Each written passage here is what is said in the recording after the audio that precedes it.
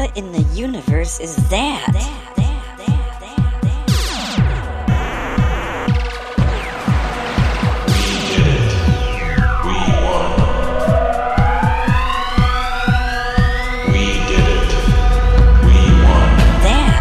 Sunset, I'll be the new emperor, and I will be the master of the whole universe.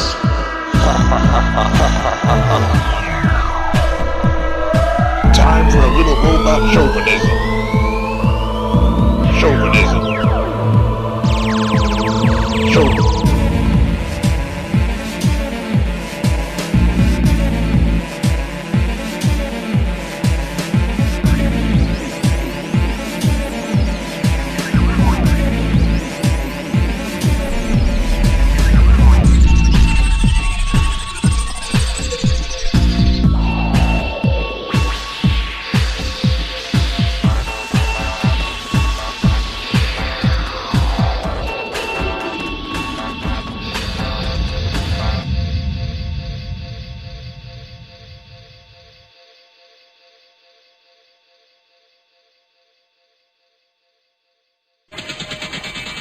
Okay, everybody, welcome to the latest episode of All2ReelToo. My name is Michael E. Cullen II, and with me, as always, is, well, at least social distancing away from me today, is my co-host and friend. Oh yeah, and confidant, Matthew Starr. Matthew Hostar. Yeah. Hostar. Yeah. Hostar, yes. Yes. You changed your name? Well, I realized that I'm a distant relative of the main character in Starcrash, whose name is Stella Star. I'm like her, great nephew or something like that, so.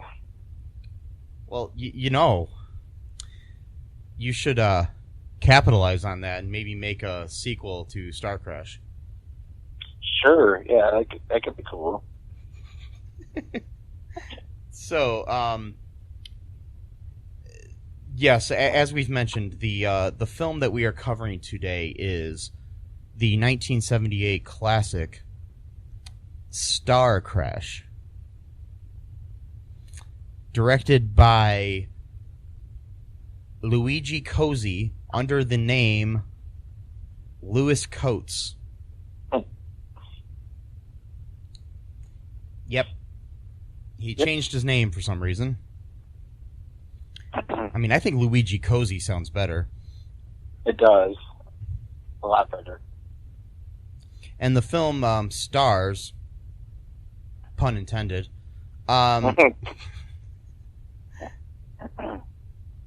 actors such as Marjo Gortner, Caroline Munro, Joe Spinell,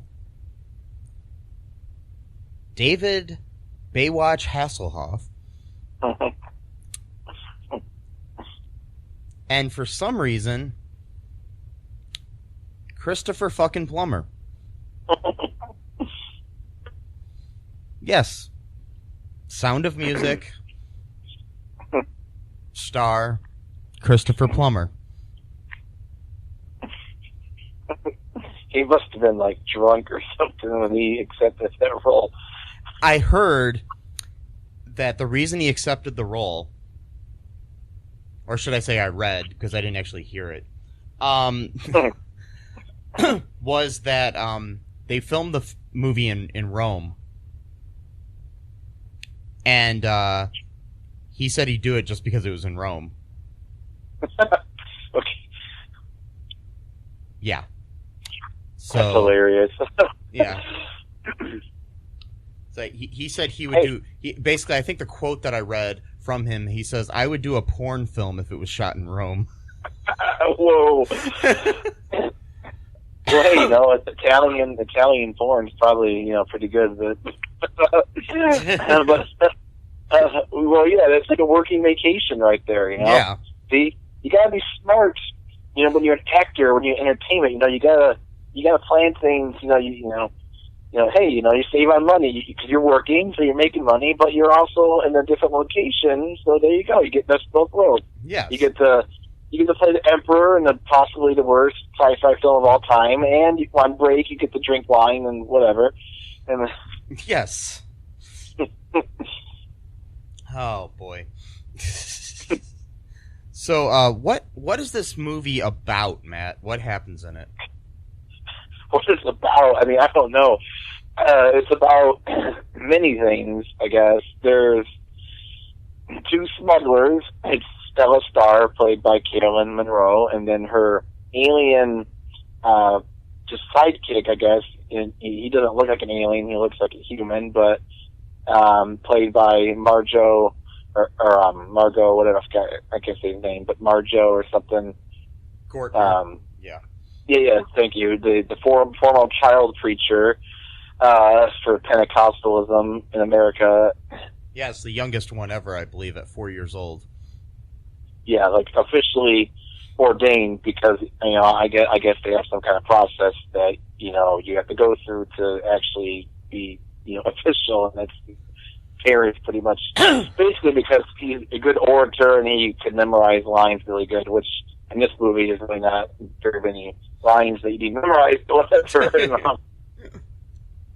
But they're smugglers, and they get caught by the police after finding like a crash site of another ship, and they find one survivor, and the guy's talking about red monsters killing everyone. Turns out that the ship kind of went through, I guess they crossed like some kind of invisible threshold, and these weird red transparent bubbles just appeared inside their ship somehow and caused everyone to go insane. Like that's some weird weapon that someone has, and you're going to find out soon who this someone is because it's hilarious.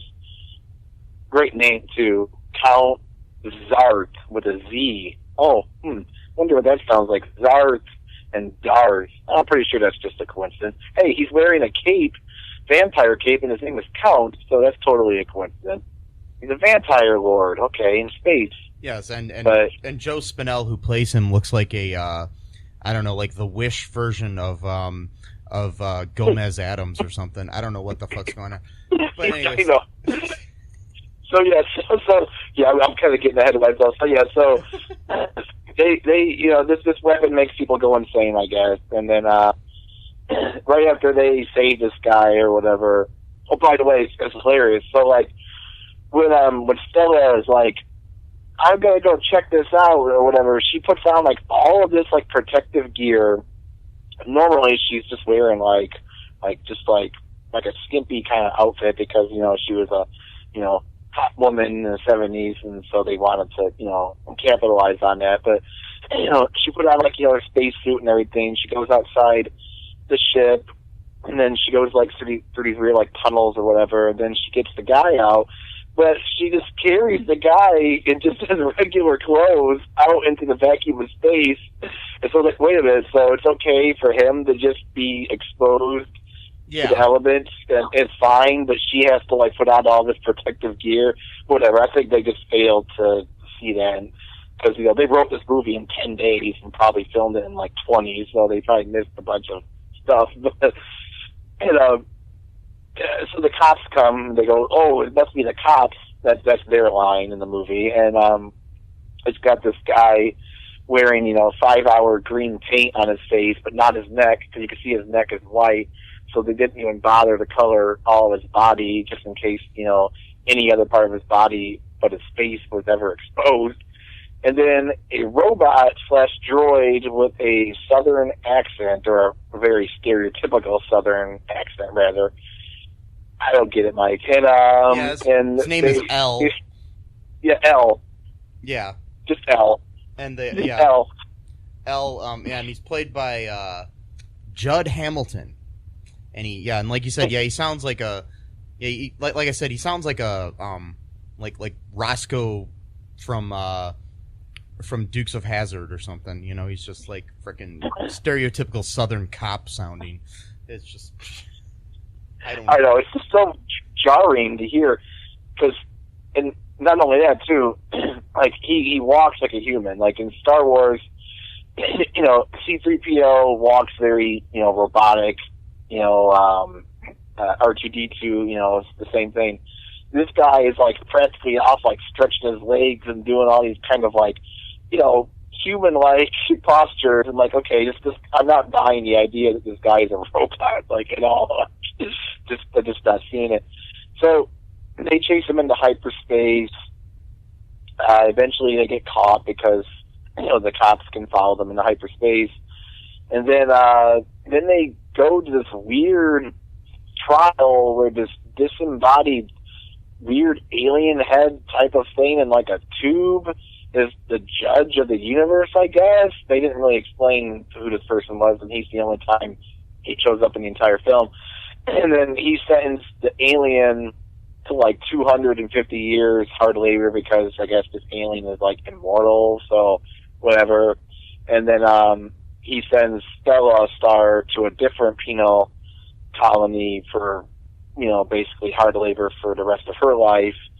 So then they go to some, you know, makeshift prison where the prisoners are like carrying like this weird radioactive like giant ball that they put in like a furnace for some reason. Not sure what. I don't know what the deal was. And yeah, it's and then after that they come and rescue her. But wait though, she starts a prison riot, gets all of her prisoners killed. Yeah, that's what I was gonna say. After that, yeah. So she's killed more people so far in the movie than the frickin' villain. Right. Who we don't even meet yet. Yeah. That's the movie. Like, he shows up later after all this. So she literally goes to her places because they gave him like a 5-minute break for rest and whatever. And she's literally just talking out in the open and doing the prison escape. It's like, hey, dude, there's like guards like just walking all around you. Like, you know, she's like, there's gotta be a way we can escape from this place. It's weird because her companions, who were her fellow prisoners, literally like right before that, they're like, you better keep working or they're gonna hit you with their energy whips or whatever. And then she's like, you know, they're all, you know, like afraid, like, you know, just keep your head down, do what you're told, you know, don't cause, you know, a scene or whatever. And then she's like, but there must be a way to escape. And then literally right after that, they're like, there is a way to escape. It's like, okay, so what changed their belief all of a sudden from keep your head down, do what you're told to we're gonna break out of this motherfucker? Like, what the hell happened? Yeah. I don't know. Bad acting happened, but it's such great writing, you know. Yeah. So they get killed because the guards start shooting their lasers at everyone. You know, her two companions die after basically protecting her. She just literally just watches them die and then just walks outside of the prison and then finds the ship landing. And they, like you said, it turns out that they just came to they canceled her prison sentence. Which if we would have, you know, been there like 30 seconds earlier, those people wouldn't have died. Right. Maybe it was for the best. Yeah. I don't know. They didn't give you enough time to care about those people before they died either, but Right. It was just, yeah, exactly. There's no character development. Well, there is a little bit in the film, but not much. Yeah. Like Ashton, you know, he's a pretty main character throughout most of the film. So, Stella, obviously, Christopher Plummer's Emperor. So yeah, so this is so different than Star Wars because in this movie, the Emperor is the good guy, and the bad guy is Count Zarth. So they just kind of took Star Wars and just split it up into two instead of the Emperor and Zarth working together. Now they're just diametrically opposed to each other. So that's a big difference between this and Star Wars. Just gotta make sure you know that. Yes. And, oh yeah, and by the way, earlier on in the movie, there's like this weird floating head thing that sentenced her. Yeah. And I don't know if it's just me, but the head, for some odd reason, looks like Donald Trump to me. Yeah, it does a little bit. I I was actually wondering if I was seeing that or if someone like did like a weird like editing thing and put that in there to kind of like mess with you. But no, when I'm watching it, I'm like, is that Donald Trump? Was he in this movie? No. He might have been. Let's see, 78. He would have been like 30 at the time. Yeah, like, could have been him. Traipsing around the world with his daddy's money or whatever. Wow. Back when we could travel around the world because, certain people, don't take certain things seriously, but whatever. And speaking of Trump, yeah, anyways, so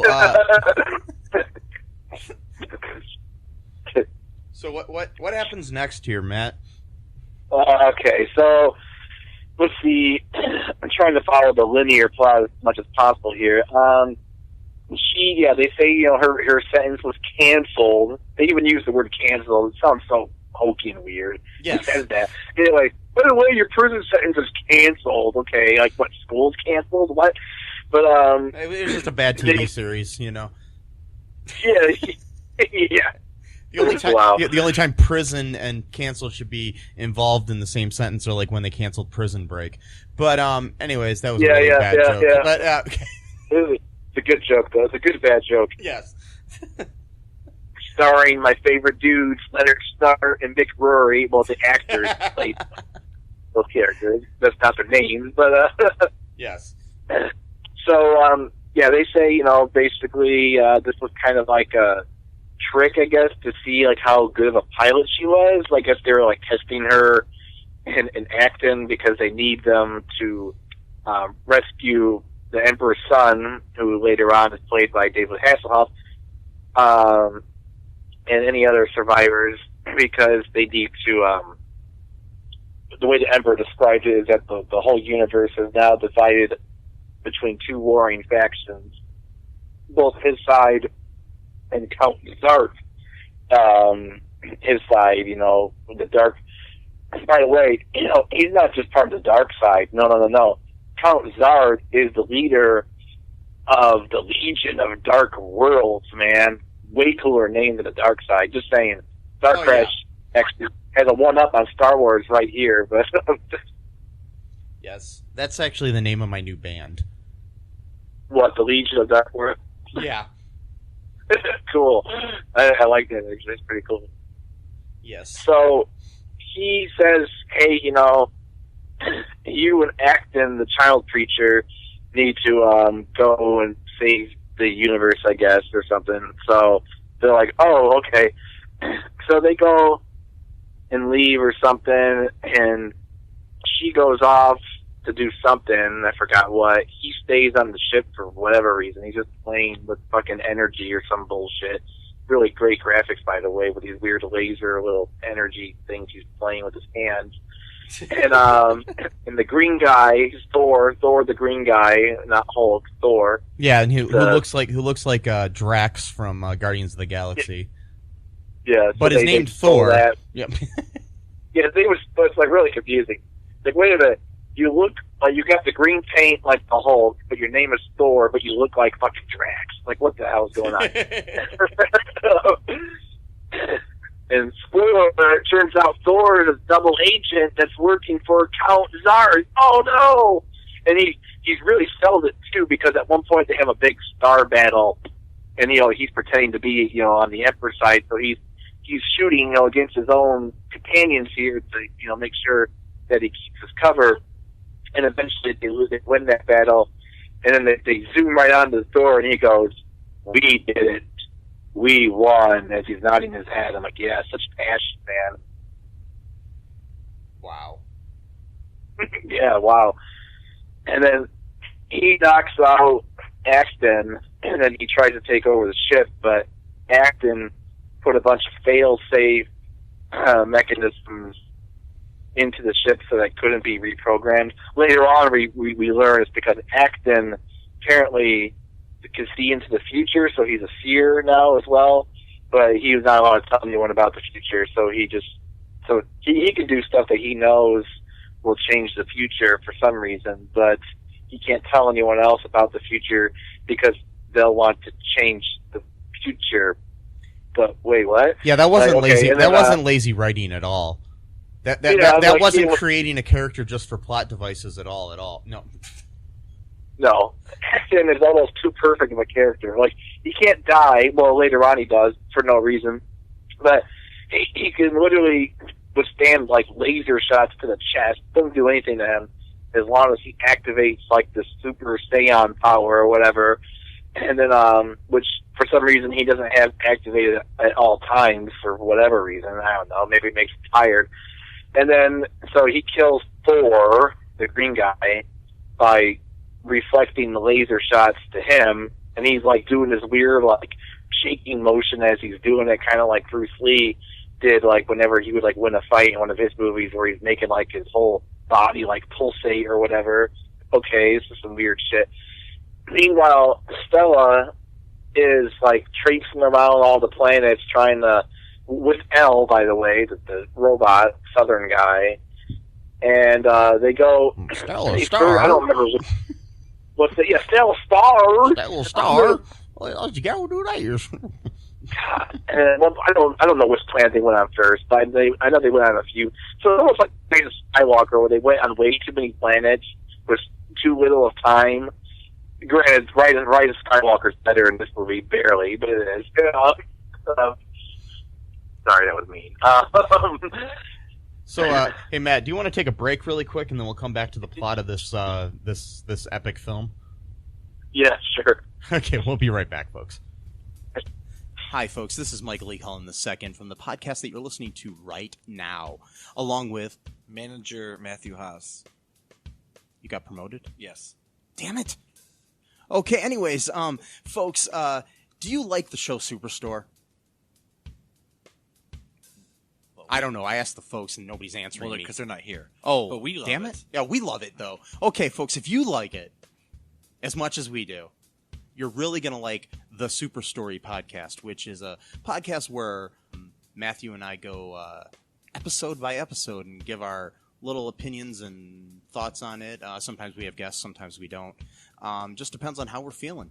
Yeah. And so if you like this podcast and like our little crazy banter, then you should definitely check this out. Or I might get sad. And when I get sad, it gets pretty sad. yeah, So I can't deal with him when he's sad. no one can really. So Yeah. So check out Super Story Podcast right here where you get this podcast, Super Story Podcast. Any day, Quaff. I'm ready. When you need magical appraisal, you won't find a wizard as wizened as Wizard Quaff. The world is expendable in the grand scale of my hatred for creatures beyond my understanding. And you, Magus Elgar. Even if he has some peculiar preferences. Abominations! Curb your tongue, lest you uncork my lust for opiates! You can hear Wizard Quaff and his exciting adventures in the upcoming radio comedy, Magus Elgar. Visit MagusElgar.com to download your copy today. And we are back. Yes, we are. We're back. You with 2 shakes of a rabbit's ass or something. I don't know. Hey, you know, when a bird's in a tree, it means that a bird's in a tree. That's right. You know, I don't know what that means, but I do know. you know, when a spaceship's in the sky, a spaceship's in the sky. Yeah. And, Yeah. and back to Star Crash. Or Crash Star, whatever you want to call it. It doesn't matter to me. So you know, they crash on some planets, but they never once crash on a star. Never. Not once. Unless they're talking about unless they're talking about the fact that Stella Star crashes. Yeah, maybe. Yeah, technically she does a lot. She crashes a lot. So it is a star crash in a sense. And yet, somehow she's supposed to be the best pilot in the galaxy somehow. I don't know. And then, but yet she's done nothing but make mistakes the entire time. Okay, whatever. And then, so they go on these different planets, like in Rise of Skywalker, but they go on so many is ridiculous. I don't remember the order, but I know one of them is that it's a bunch of Amazons that run this planet, and they are, I guess, they're part of like the Dark Legion of Worlds. They're working for Count Zarth, and Yeah. they kidnap, they kidnap Stella and Elle, and then they got this weird, like, giant robotic, like, statue, like, metal statue thing just, like, standing there. That has and it nipples. turns out that, what's that? That has nipples. Yeah, it's got a breast because probably it's supposed to be like a female, Yeah. warrior to symbolize, the rest of them. So like, and they're all dressed all scantily clad as well. So it becomes like this, like, hot girl fight going on, and really shitty karate chops, like martial arts have gotten so much better since the 70s, like, or fighting scenes in general. Because I've noticed that a lot of shows and movies in the 70s, they all do like this weird chop motion a lot in like movies and stuff. Oh, yeah. And got a lot better. Well, it's like fighting in general. It's like if you watch the like A New Hope of the Star Wars movies, and that lightsaber battle between Obi-Wan and Darth Vader, and you compare that to in the prequel trilogy, when you've got the last battle between Obi-Wan and Anakin, it's like so much more advanced fighting. Oh yeah, totally. So yeah, but somehow it was supposed to happen before the others. But anyways, well, that's for another day. Yeah. So they try to kidnap her. They just leave Elle there on the floor with the fucking gun right by his hand. Like, that was just some interesting little, we knocked him out, but we gave him a weapon just in case he wakes up. So, of course, he wakes up, and then the most hilarious thing ever, like, he goes full on, like, Southern. He's like, I'm gonna blast you if you don't let her go. I mean, it's like the worst thing ever. Like, I'm gonna turn your queen's brain to space mush or something like that. He didn't say that, but like, it's just like, what the hell is going on? He's like, don't you dare open that door. It's like, he's like, come on, Stella, we're going.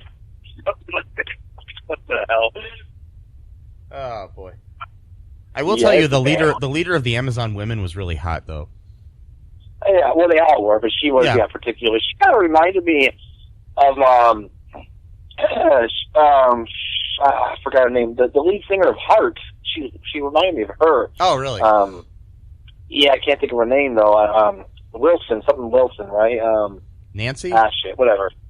Nancy. Well, I don't know if she was Nancy or the other one. I don't remember. But yeah, one of the Wilson sisters are.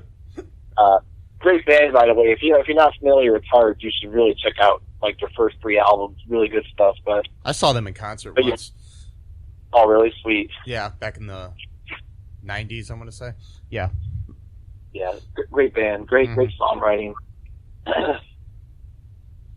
Yeah, it was Heart and Cheap Trick. That was a good concert. Cheap Trick, all about. Yeah, so then what happens here? Well, they escape, and then the Amazon Queen, she like shoots lasers out of her eyes and goes, "Avenge me," or "Take my revenge," and then that gives life to the big statue thing. And I gotta tell you, this like special effects was like way better than anything we saw in Rise of Skywalker. Like just the way it walked like a stiff log and was just making like crashing sounds. I mean, God, like way better than anything I've ever seen, like in Star Wars or any of those like Silly Sci-fi. The director movies. said he was a big fan of Ray Harryhausen, who was known for doing all those stop motion like Jason and the Argonauts and stuff like that.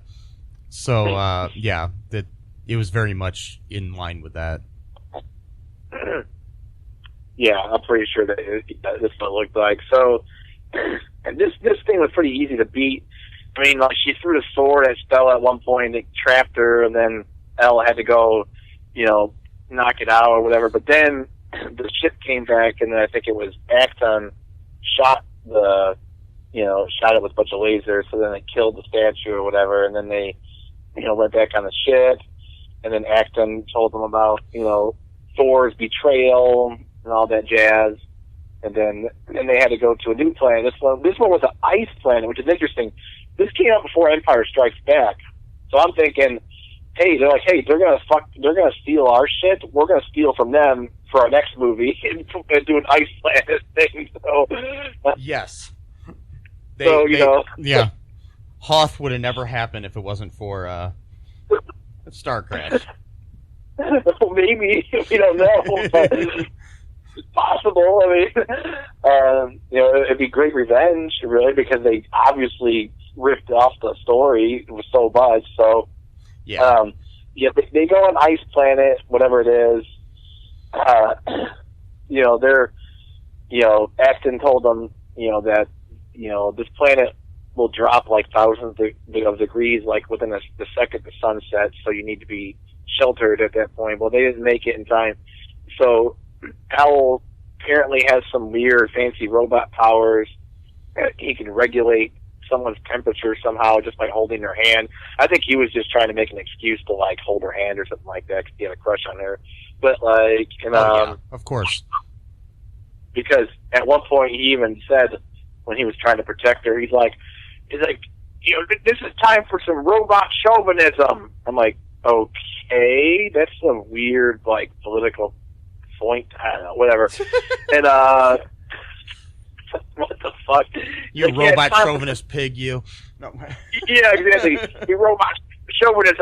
I'm gonna go, and you stay right here. And of course, he ends up fucking up, and then she ends up getting attacked or kidnapped. That's later, but whatever. So he regulates her temperature somehow by holding her hand, and then he wakes up or whatever, takes her to the ship, and Acton thaws her out with his magical force abilities, which they don't say is the force, but whatever. And then she's like back. It was weird because she was wearing like a suit when she was, in the ice planet. But then somehow when he thawed her out, I guess thawed out all of her clothes, just melted her clothes. And then she was back to wearing like her underwear and bikini again. So I don't know. And then her makeup was completely like, like it just been put on. So that's an interesting force ability. I guess like a beauty force ability or something that he has, but whatever. and then they gotta go to another planet. I know I'm missing. Oh no. Okay. So Count Zarth, his minions are like these like little claymation robot things that look like it came from the fucking Jack Frost cartoon from the 70s. Yeah. Very Ray Harryhausen again. Yeah. Yeah. These things were terrible looking, and they were making these weird like metal sounds, but like almost like a sizzling sound, like they were like spinning something, or it was weird. They were making bacon. Oh wait. Yeah. It looked like they were cooking something, like cooking metal, or I don't know. Yeah. And then that's those are his big like robot warriors, I guess, or whatever. So they go to a different planet this time, but this planet's kind of like cavemen live here, so it is kind of like Star Wars, where different planets have different like levels of civilization. Like some planets are like super advanced, and others are still kind of like in like the Stone Age. So this or like Star Trek in a way too, because that's what happened on on Star Trek. There was a lot of they visited different planets that were some were advanced, some weren't. Yeah. So they completely destroy L, like basically beating him into pieces, knock his head off, tear him limb from limb. So L's pretty much dead at this point, so we think. And then they kidnap Stella, and presumably, I'm thinking they kidnapped her because she's hanging by a fire with her head upside down, and it looks like they're eating like meat. I'm assuming they're eating like human meat, but if they already have meat to eat, like already, who's the other person that they killed? I don't know, whatever. Again, I don't think they thought that through. But and so she's calling out for help and stuff, and then suddenly this humanoid in a weird like alien mask who showed up earlier, he kind of peeked his head above like a sandbar or something like that earlier in this scene. And turns out that he's David Hasselhoff, and he could shoot lasers from his eyes somehow. Yeah. Not sure how. And then David, so the Hoff, the Hoff does not like the hassling, so he saves her. Don't hassle the Hoff, man. Don't hassle the Hoff.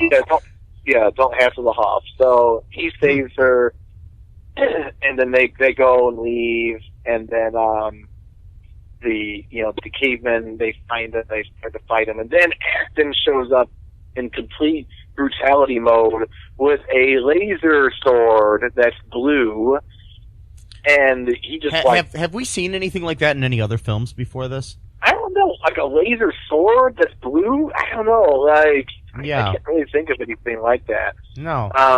If I were to call it something, I might call it something like a light saber, a light saber. Yeah, that's what I might call it. Yeah, like a lightsaber, something like that. That's a good name. Yeah, I should copyright that. Yeah. We should copyright. Yeah, lightsaber. It's a good idea. So he goes in absolute murder mode here. Like he looks like he's just got filled with rage, and he's just jumping off of rocks and slicing down any human he can find, even the ones that are running away, he's killing them. It's like, Jesus Christ, dude. They surrendered. You don't need to kill them. But whatever. And then he, explains, what's going on or whatever. And then, Hasselhoff reveals that he's the prince, or he's the one that they've been looking for, blah, Prince blah, blah. Simon.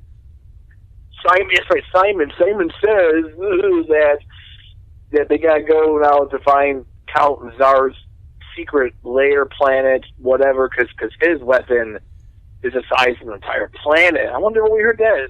A weapon that's so huge, it's like a planet size? That's really interesting. Well, I'll give him this. In Star Wars, it was only the size of a moon. Oh, okay. All right. I'll give him that. So Count Zarth has a planet, so it's like my weapon's bigger than your weapon type of thing. So, of course, the Death Star shoots out lasers that destroys the planet.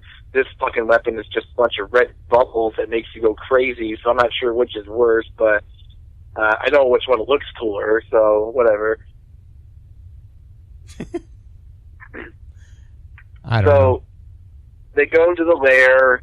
Oh no, they survive. So yeah, because just like the one ship, once they cross a certain threshold, that's when the weapon attacks. Because I guess it has a radius that it can't go beyond a certain point.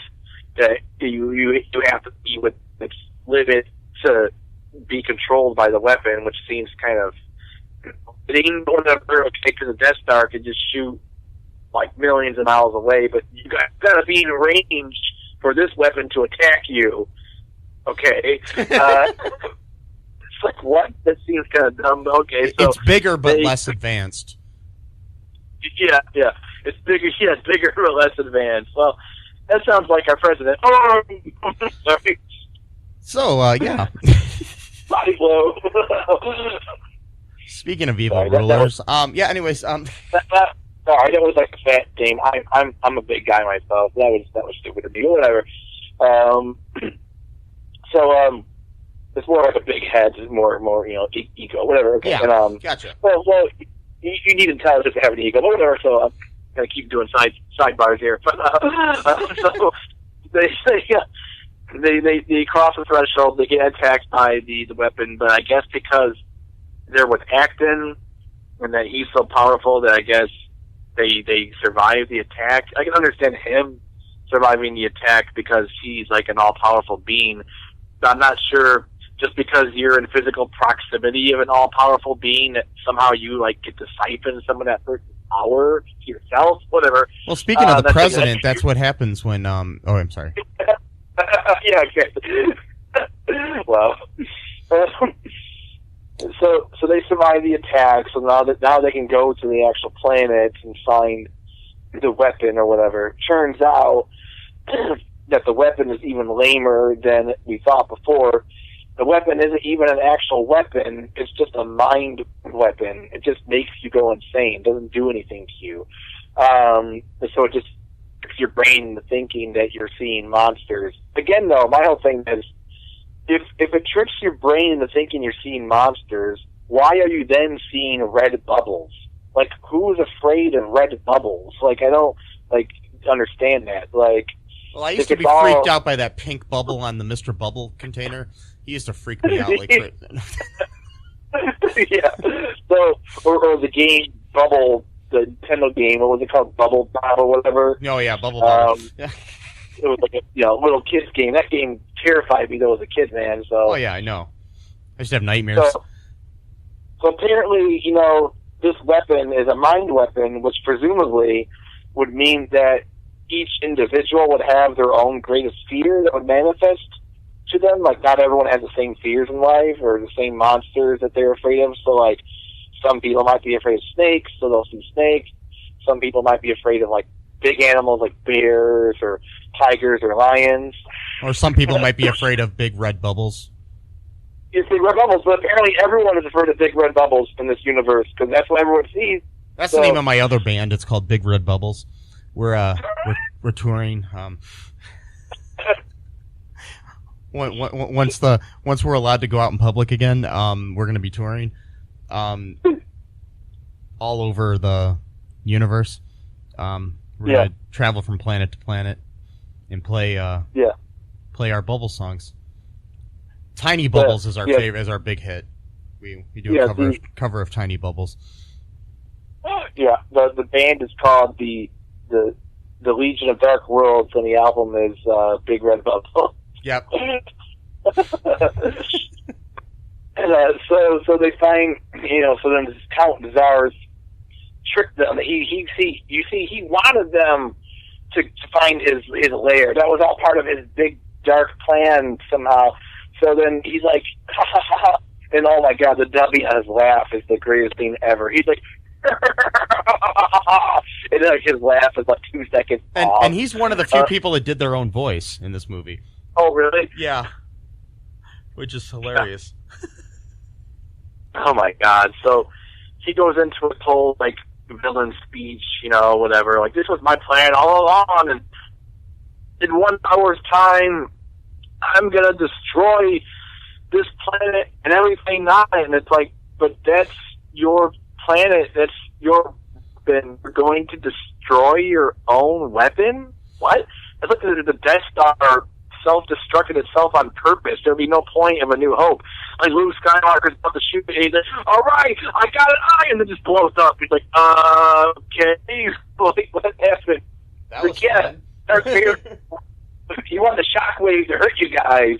Okay, we can just fly away from it. It's no big deal.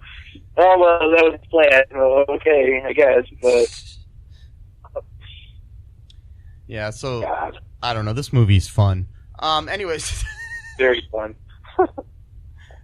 I mean, it's interesting, that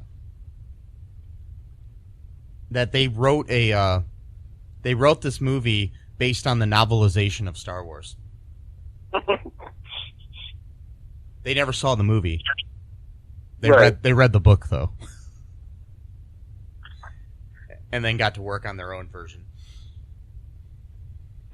Right, because the books are a little bit different. They had the detail stuff. So that's it. He may have thought Star Wars was so much different than what it actually was just by reading only the book version of it. Yeah.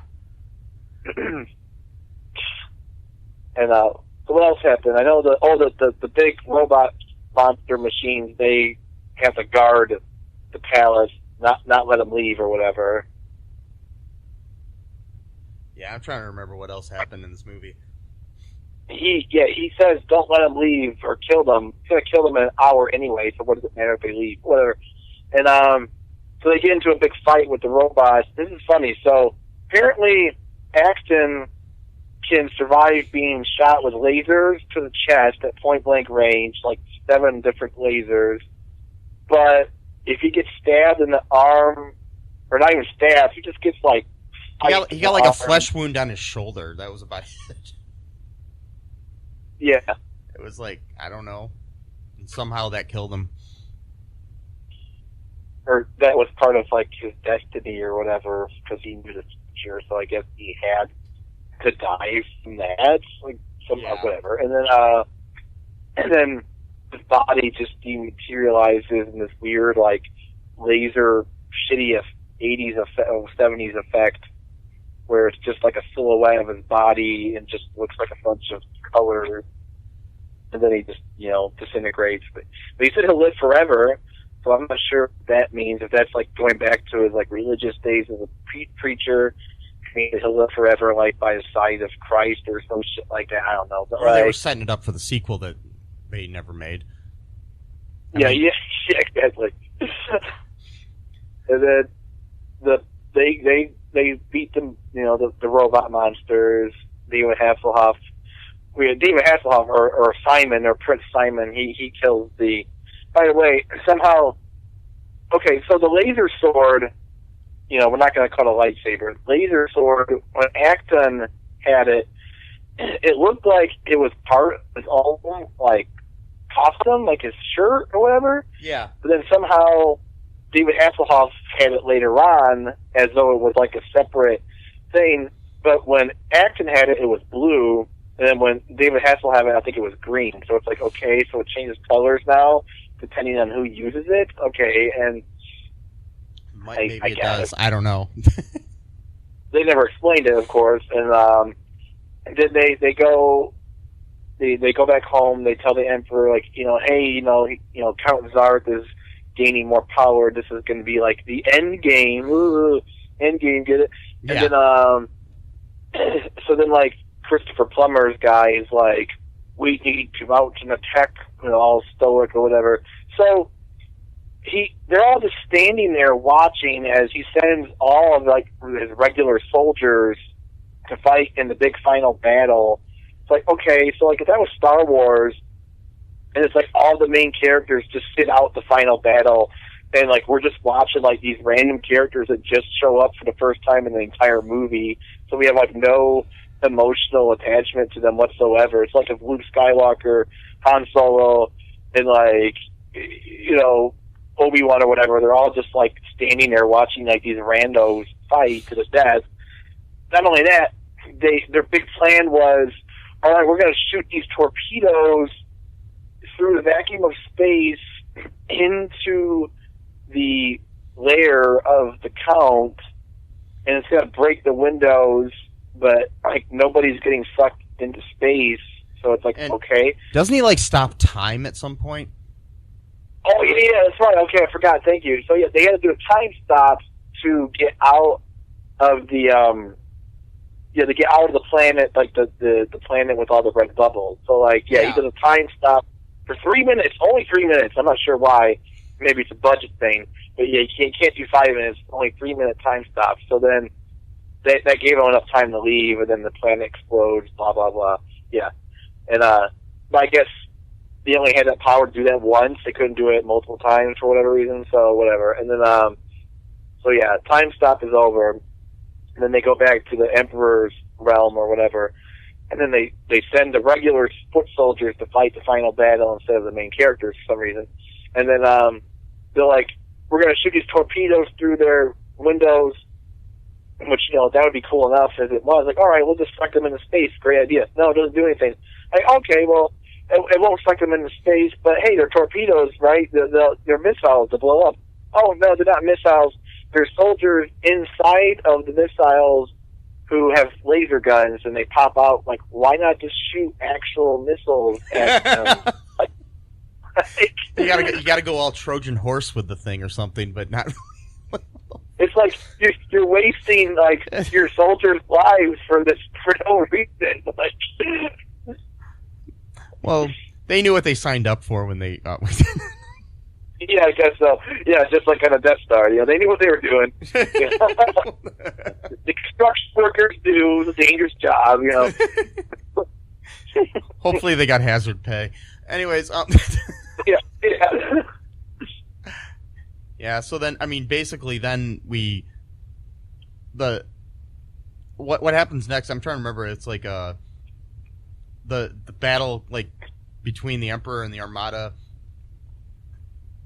Yeah, well, it's okay. I watched the movie twice, and I watched like 3 different reviews of it, so it's still fresh in my I watched it mind once, right 1.5 times because I got bored the second time. Yeah, it's a boring movie. So Yeah. they lose that battle. All the students get killed from their torpedoes. And then Count Zarth is like, ha, ha, ha, ha, I'm going to be the entire ruler, or the ruler of the entire universe. Oh, and then like, Stella Star's like, it's over. It's done. We lost. And then Christopher Plummer's like, it's not quite over. There's still one more move we can make. And then, like, David Hasselhoff is like, yes, there is the floating city, or something like that. And it's like, what? And then it's like, Starcrash.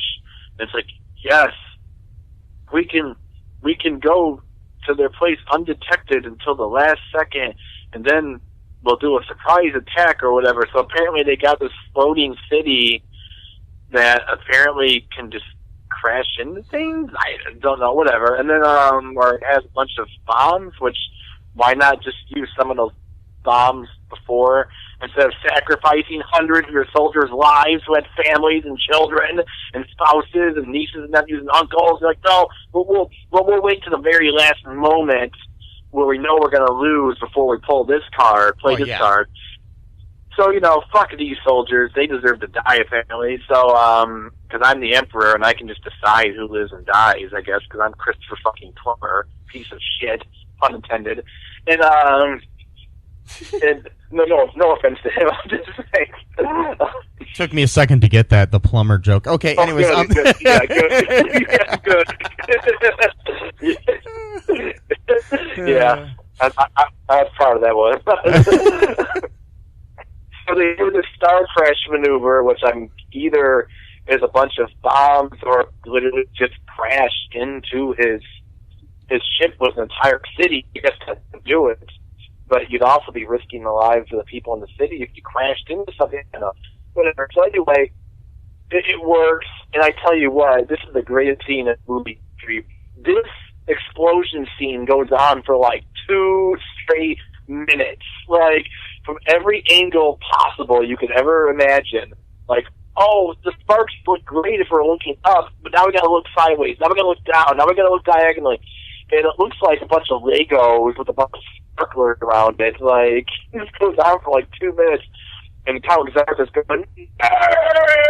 The whole time as, he's in his lair, and presumably he dies, but who knows, because I guess they were going to make a sequel, they never did, but I bet you he would have come back, or maybe Thor would have come back, or some shit. This time he's painted purple or something. It's his brother Gore. And Al Gore. Yes. And then he fights that big Trump thing. Anyways, so yeah, and then they win, and Stella and Elle are picked up by Simon, and they embrace, and then the Emperor delivers a short victory speech. Yeah. And roll credits. Oh yeah, they rebuilt Al. Al came back, so he's alive again. Yeah, forgot about that. So, do you want to take another break here, Matt, and then we'll come back with some like reviews and trivia and stuff? Yeah, sure. Okay, we'll be right back. Hey, folks, this is Michael E. Cullen II from the podcast that you're listening to right now, along with Matthew Haas. We just wanted to tell you about our great podcast called Super. It's called All2Real. And on that show, what do we do, Matt? We watch biopics, and then we talk about whether or not the movie matched up with the real story or not. So it was a lot more exciting than that, though. Yeah, so we analyze the real story and the real story. Get it? Get it? Real. Yeah, they're spelled differently, folks. You can guess which one I said which way. Anyways, so sometimes we have guests, sometimes we don't. But we talk about great movies like Shattered Glass and The Social Network and Futile and Stupid Gesture, among others. Those are some of the ones that we've covered so far, and we're going to cover a lot more. So please subscribe on Stitcher, Apple Podcasts, Google Podcasts, wherever you find your great, fun podcasts. And be sure to share it with your friends. Do it. And make sure you're not afraid to get all too real. Bye-bye. And we are back. Okay, so here's a little bit of interesting trivia about this movie. David Hasselhoff got food poisoning during the shooting of the film, and a production assistant in a mask filled in for a significant number of scenes. So that's probably why he was wearing that mask. Oh my god. So that wasn't even Hasselhoff half the time. And Hasselhoff also did most of his own stunts, and on his first day of stunt work, he accidentally knocked out an Italian stuntman's tooth. Wow. Yeah, Christopher Plummer was paid $10,000 per day for this movie. It's pretty good. Yeah,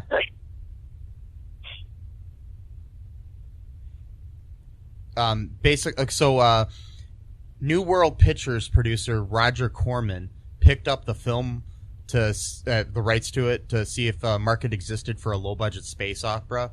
This influenced his decision to go ahead with Battle Beyond the Stars 1980, which we should cover for this in the future.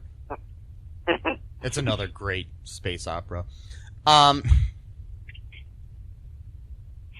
Yeah, and most of Christopher Plummer's scenes were shot in a single day.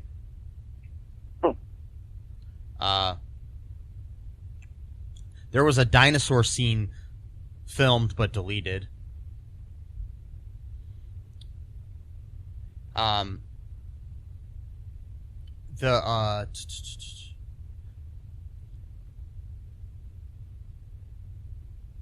There was the character of Acton was originally devised as a grotesque alien, but Marjo Gortner refused to wear any heavy makeup. So the martial arts scenes were improvised on set, which makes sense.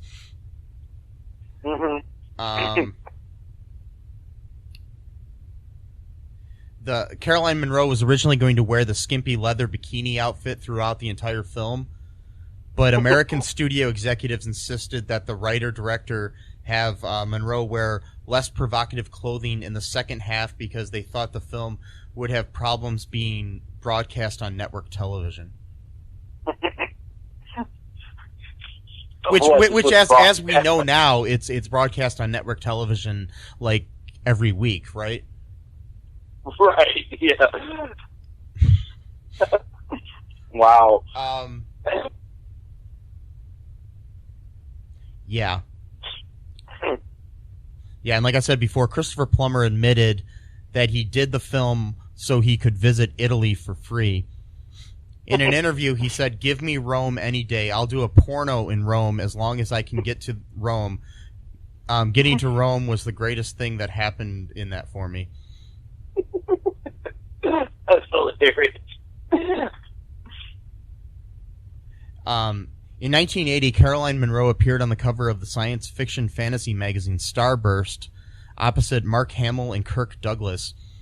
She was interviewed about this film, her other roles in other films, her childhood, and her modeling career.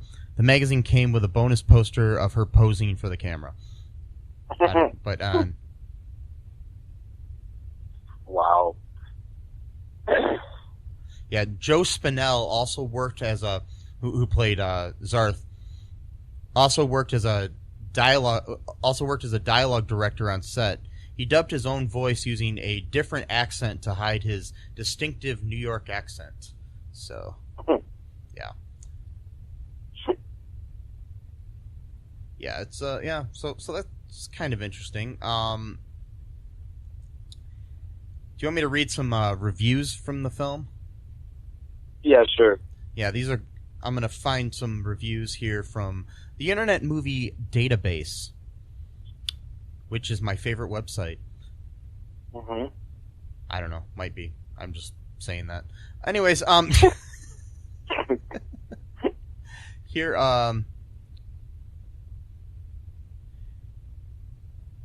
here is a 8 out of 10. Awfully good by Shark43 on November 30th of 2003. It's awful, all right. It's in a hilarious way.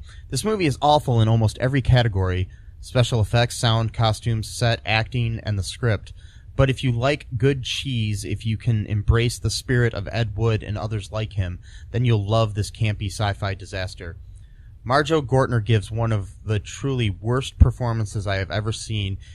He either is phoning it in or overacting like crazy. I swear, watching the beginning, he almost doesn't blink for an entire 10 minutes.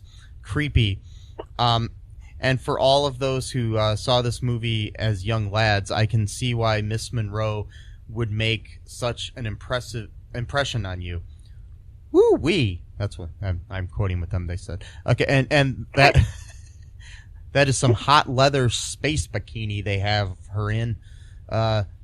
She was gorgeous and all, but my God, some of the fight scenes are unintentionally hilarious. Good, silly fun. Yeah, basically, from all the reviews I'm reading,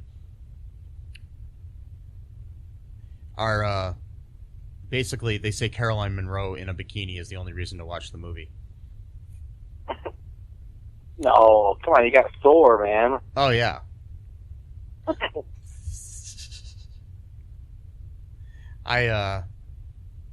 Yeah, I don't know if I feel like reading any more of these because they're all pretty much the same. To be honest. So I'm going to ask you, Matt, would you recommend this movie to anyone? Oh, absolutely. Like especially now, if you want something that's just like, to make fun of, like, even if you are, practicing like, social distancing, do a watch party, FaceTime, whatever, watch it at the same exact time and just talk about it because it's unintentionally hilarious. I mean, it's not, it's not a spoof on purpose. It's an accidental spoof. But it's like, yes. I mean, it's probably funnier than Spaceballs in some ways because it's just like. Oh, for sure. But I do love Spaceballs. Oh yeah, me too. Are they making a sequel to that, or is that a rumor?